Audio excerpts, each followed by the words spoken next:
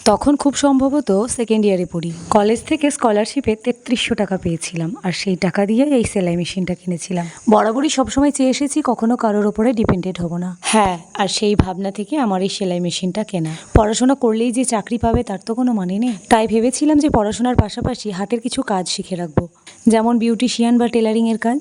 কয়েকটা পার্লারে খোঁজ নিয়েছিলাম, বিউটিশিয়ানের কোর্স করতে যে টাকাটা ওরা নেবে বলেছিল সেই পরিমাণ টাকা আমার কাছে সেই সময় ছিল না। আর যেহেতু সেই সময় পড়াশোনা করতাম, তো আমাকে কলেজে যেতে হতো, সেই জন্য বিউটিশিয়ানের কোর্স করার জন্য বিউটি পার্লারে গিয়ে সারাদিন টাইম দেওয়া আমার পক্ষে সম্ভব হয়নি। তারপর একটা সেলাইয়ের ক্লাসে ভর্তি হয়েছিলাম। প্রতি সপ্তাহে একদিন করে ক্লাস হতো, কিন্তু নিজের সেলাই মেশিন না থাকলে বড্ড অসুবিধা হতো সেলাইয়ের কাজ শিখতে। তাই তখনই ঠিক করি যে স্কলারশিপের টাকাটা দিয়ে একটা সেলাই মেশিন কিনবো। কিন্তু যাতায়াতের অসুবিধার জন্য এবং সেলাইয়ের ক্লাসটা সন্ধেবেলায় হওয়ার জন্য আমি পুরো ক্লাসটা শেষ করতে পারিনি। ৩-৪ মাস পরে আমাকে সেলাইয়ের ক্লাসটা ছেড়ে দিতে হয়। যেহেতু সেলাই মেশিনটা কিনে ফেলেছিলাম, তাই জন্য সেলাইয়ের ক্লাস ছেড়ে দিলেও সেলাইয়ের কাজটা ছাড়িনি। সেই সময় বাড়িতে টুকটাক সেলাইয়ের কাজ করতে শুরু করি, কিন্তু সেলাইয়ের কাজে যে পরিমাণ খাটনি হয় সেই তুলনায় পারিশ্রমিক খুবই কম। আর আমার আবার এইসব সেলাইয়ের কাজ করলে সাংঘাতিক রকমের মাথা ব্যথা করে, তাই এখন আর অন্যের জামা কাপড় সেলাই করি না।